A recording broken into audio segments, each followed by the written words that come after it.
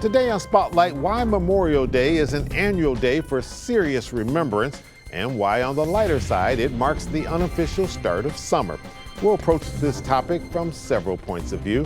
Up first, Dr. Mark Krugman, professor of history at Wayne State University and the director of the Center for the Study of Citizenship. And a little later on our Sunday morning program, I'll interview Lisa LeGroux, the founder of Oakland County Moms, about her tips to families for Memorial Day weekend. And Robin Terry, chairwoman and CEO of the world-famous Motown Museum.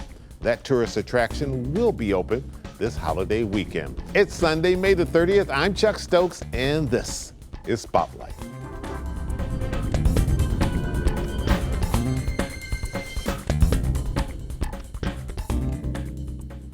Professor Krugman, thank you for joining us today on Spotlight. You're doing okay? Doing very well. Thank you for having me on the show, Mr. Stokes. Well, it's our pleasure to be able to have you. All right, Professor, you have 2 master's degree and a PhD from Yale University, and you're Distinguished Service Professor of History, and you've been teaching history at Wayne State since 1975. So if anybody can put this special holiday into perspective, it ought to be you from a historical point of view. A lot of people probably know the answer to this, but I don't want to assume that everybody does. Simply put, what is Memorial Day and why do we celebrate it? Memorial Day, which for many years was primarily known as Decoration Day, originally was created to honor the fallen during the Civil War. And this is the Union dead rather than the Confederate dead. And so it really was primarily a Northern holiday. Originally, it was Decoration Day. The idea was to literally decorate the graves of fallen soldiers. And almost always that meant decorating with flowers. Originally, May 30th was always Decoration Day, a time when all the flowers were coming into bloom, and it transformed cemeteries throughout the North. And it really wasn't until 1940s that we began to treat Decoration Day as Memorial Day and was declared to be as such. But I know that whenever I talk with my parents about it, it was always Decoration Day. How did the red poppy become the symbolic flower for this holiday? In the really based on the poem on Flanders Fields, which really had precious little to do with the Civil War and very much to do with the Great War, which became World War I. And the poppies as a recognition of the fallen throughout England, especially when they were commemorating the centenary of World War I. There were poppy days certainly throughout the United Kingdom and elsewhere. It's not a holiday in which you run around saying Happy Memorial Day. That's not politically correct? Not only is it not politically correct, but expressing joy at people who gave their lives for the country would be, in that sense, disrespectful to their sacrifice. I think that by the time that we started using the poppy as a symbol, you can begin to see with World War I a joining of Southern and Northerners uh, to increasingly over time treat Memorial Day as less connected to the Civil War and more connected to honoring all soldiers, all American soldiers who died during their time of service. People have probably been seen on the screen. One of your titles is also director of the Center of Study of Citizenship. That's there on Wayne State's campus. In a nutshell, what is that?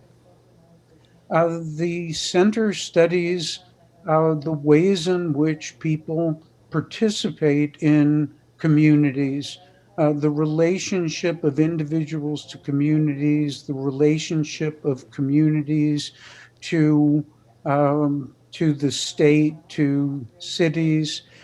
It's about promoting democratic citizenship. So we've been working in, for example, in the Hope Village neighborhood in Detroit, empowering people in the city to make decisions about their own lives in ways that experts often don't understand them. Very good. Dr. Mark Crewman of Wayne State University, a distinguished professor of history, thank you so much for checking in with us and putting this important holiday in its perspective. And you cover so many different hats and wear so many different hats. We're going to get you back and talk to you about some other historical things if you're willing to do so. Love to come back. All right, we appreciate that. And coming up, we'll kind of take a slightly different turn on this. Memorial Day is also the unofficial start to summer, and it means a lot of people want to get out and do a lot of things. And COVID-19, that hasn't been that easy, but it's starting to open back up, and we'll talk to Lisa LeGroux about that very same thing. We'll be right back. Stay with us.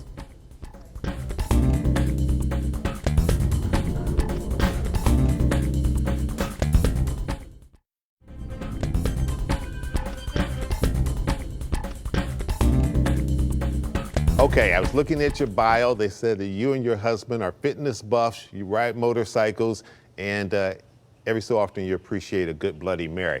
But we aren't going to talk about any of those things today.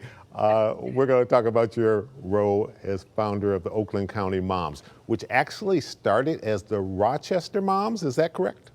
Yeah, back in 2005, we started up as Rochester Moms and found a need for the families in the area to hear about all the fun things happening. You know, it makes family life living here in Michigan so much better if you know of all the great activities in your backyard. And we took that into play and it really took off. We had other cities coming to us and asking for their own version of it. So we decided to do a county-wide site. All right. You know something about not just Oakland County, but this entire region. You grew up in Macomb County in Warren, went to high school there. You worked in Southfield and Hazel Park, and then you got married and you moved to Rochester Hills. So you pretty much know the region. This website, even though it's called Oakland County Moms, it really sort of transcends just that county, correct? Yeah, absolutely. Actually, we cover like a lot of all of Metro Detroit. So we try and keep it to where people would, you know, explore. And the nice part about living in Southeast Michigan is you do go to many different places. If there are fun events, you travel a little bit of distance. So we try to cover all of the Southeast Michigan Metro Detroit area. And the mission of your organization, and you founded it because you felt there was no real service, online service, that families and mothers, fathers could go to quickly and get information on what to do with their families. Exactly. You know, we found that having this one place where it was all the information that you needed of all the events happening, that was the biggest attraction of our site. And it was confirmed. We decided to start up a weekend events page several years ago. I'd say about 10 years ago, actually. And it turned out to be the most trafficked page of our site. You know, people just could not wait to come to our site to look at the weekend events page and plan out their weekend. But you've got a specific area about Memorial Day, and we were shut down like I don't know what last year. Things are starting to open back up. There are some things that haven't opened back up and some things are still virtual, but there are actually things that people can go to this Memorial Day weekend, correct? Oh, absolutely. And we're so happy that that's happening this year. It's a nice break from, everything being shut down last year. We are able to celebrate, our fallen heroes, and there are ceremonies, there are parades. We have a lot of communities out there really doing what they can to put on wonderful Memorial Day events, and, in a safe way as well. To get this information, what do people need to do? Obviously, go to their computer or their cell phones or however they access the internet, and what do they do? Yeah, they can go to our website, oaklandcountymoms.com, and go directly to our weekend events page. We actually have a Memorial Day weekend events page set up for this weekend where we list all the events. And, on that page too, we include, how Memorial Day is the kickoff for summer in Michigan. So we like to include a lot of the summer events as well. There's a lot of splash pads and spray parks and beaches that are also opening up this weekend. Yeah, you talk to obviously a lot of moms and probably a lot of dads too. What's your sense? Are people just ready to bust out of their pods after a year and some odd months dealing with this coronavirus? Absolutely. We see people really itching, and they're so grateful to see things happening again. We are getting so much more traffic to that page. They're so excited to find out what's happening. They can't wait to get out with their families. They've been cooped up and they're very excited about it. Lisa, your husband is a former sports producer for a lot of the radio stations around town. But he left that job after a very successful career and teamed up with you on this website. Yeah, and I needed him. That's true partnership. Yes. Oh, yes. We work really well together, thankfully. And I needed him because it was just so big and getting so difficult to manage with just me, one person. So he's come on board and really created all of that hearty content that everybody loves to see. We keep it all organized and, make sure that we're on top of it. Like I said, 24/7. It's like we're reporting family news, But people should know that it's not just about events in Oakland County, that you can go onto the site and it covers the entire region. Yes, absolutely. We provide all types of family helpful, resourceful information and pretty much all of the Metro Detroit area. Yes. All right, Lisa LeGroux, thanks so much for checking in with us today. Best of luck to you. We'll make sure that website information is up on the screen, and hope that you and your family have a wonderful Memorial Day weekend. Thank you, Chuck. Thank you so much. You too. Thank you. All right. Thanks for having me. It's our pleasure. And when we come back, we'll check in with one of the most popular places in not just Metro Detroit, but the world that will be open on Memorial Day, the Motown Museum. We'll be right back. Stay with us.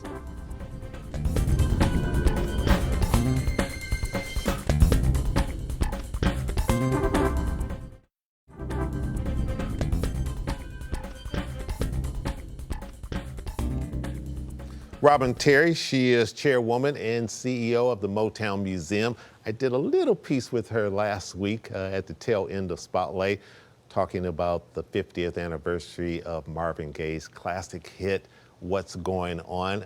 We ran out of time, so I wanted her to come back today so we could talk a little bit more. We're coming up on Memorial Day. People have been pent up for over a year now, and they are ready to get out, especially if they've received their vaccine. Looking for things to do. Is the Motown Museum one of those things that they can go to? Are you still doing tours?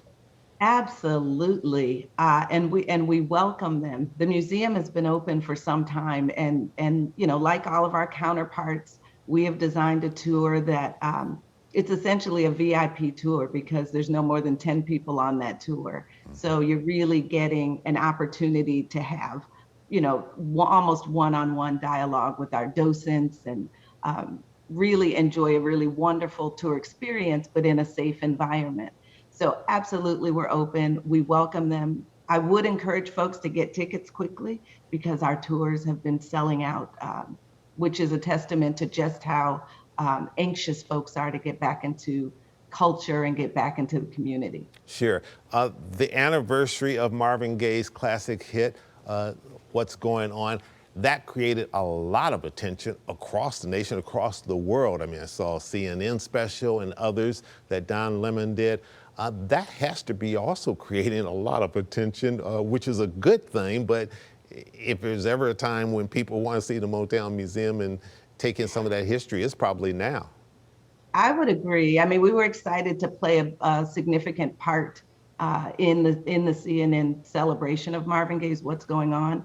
But you know, as we talked about, we have been celebrating that powerful collection of music the entire year. And so it has done exactly what you said. People have said, okay, I want to go to the space where Marvin composed such incredible music, and that's drawing them to Motown Museum. Yeah, and so many great names involved in that, and Lem Barney, who did some of the dialogue on that with Mel Farr. Lem, of course, is still with us. Lots of great history in that music. A lot of great history in that music. Bring us up to date since the last time we talked. Where are you on the expansion, and what's been going on for the last little over a year now? We have been very fortunate, I have to say. The museum has had its ups and downs with the virus and just keeping up and responding to all of the challenges, again, as our counterparts have. However, the expansion has just continued to roll, and we've been very fortunate in still being able to not only fundraise during the last year, but also to keep our construction on track. And so we are looking forward to announcing the opening of phase 1 of the expansion in just a couple weeks. It's an exciting time for us. And refresh people's memories. When all is said and done, what will the Motown Museum look like that's not currently there today? And I know the old one's not going away. You're just you're adding on to and expanding. So the first thing I want to say is Hitsville, USA doesn't go away. The experience just gets better. That's the number one question we get. What are you going to do to Hitsville? That's a magical place. That is the crown jewel in what will be a entertainment and education destination, a real campus that celebrates the legacy of Motown. And if you think about it from, you know, the historical experience that you have at Hitsville today, that remains, but then you have over 30,000 square feet of new exhibit space where we integrate technology so that visitors can create their own sort of journey through the Motown story. And then we'll have our own little, you know, academy called Hitsville Next, which was phase 1, which we'll announce in just a couple weeks. But that's our own little academy for aspiring entrepreneurs and singers and songwriters. So it's really going to be a very magical addition to not only Detroit's cultural landscape, but to the world's musical landscape. Coming up on Spotlight, why grassroots fundraising is so important to the future of the Motown Museum expansion.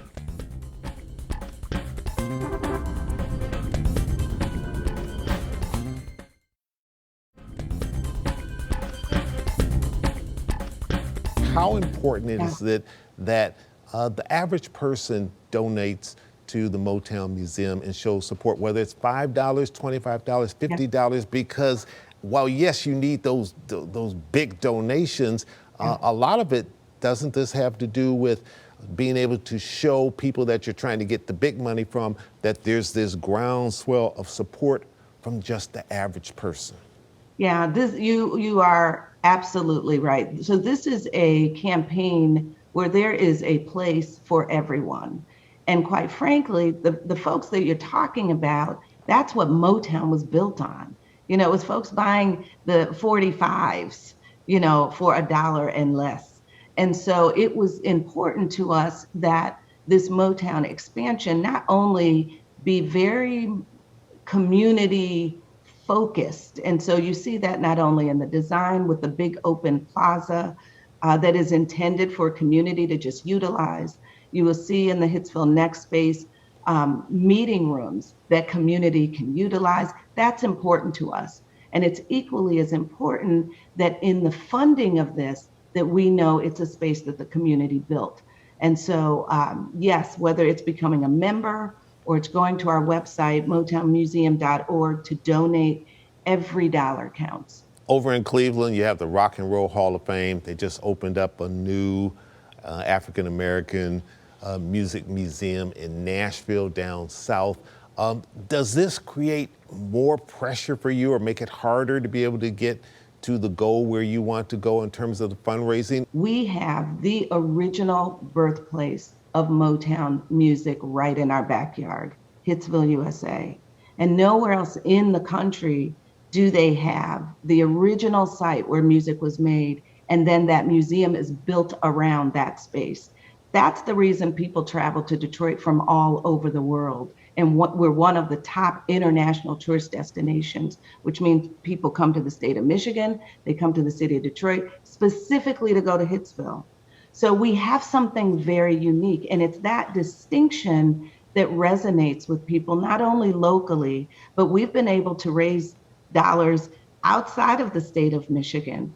Some of our biggest partners, Ariel Investments, Melody Hobson and her husband, George Lucas, they have contributed because they understand the value of what this particular cultural institution brings to that cultural landscape. So, I think there's dollars to go around for all of us. Music is important, and the role it plays in our lives and communities, that's important. But what Detroit has is extra special. All right, we will wrap this up, come full circle from where we started talking about what's going on now. Tell me privately, with only a few thousand people out there watching, how many times has Berry Gordy kicked himself in saying, I didn't think that what's going on was going to be a big hit, and I told Marvin, nobody wants to hear that. And you know what? he says this to me often. What he told Marvin was, if that album is a hit, then I will learn something. If it's not, you will learn something. It's not beyond learning something. So I think he counts this as something learned. All right, and since he was the boss, it's good that Marvin Gaye was right, because I can only imagine what the consequences would have been if he had been wrong. Robin Terry, thanks so much for joining us. Always a pleasure talking to you, and stay safe, and good seeing you again. You do the same. Thanks. Special thanks to all of my guests today.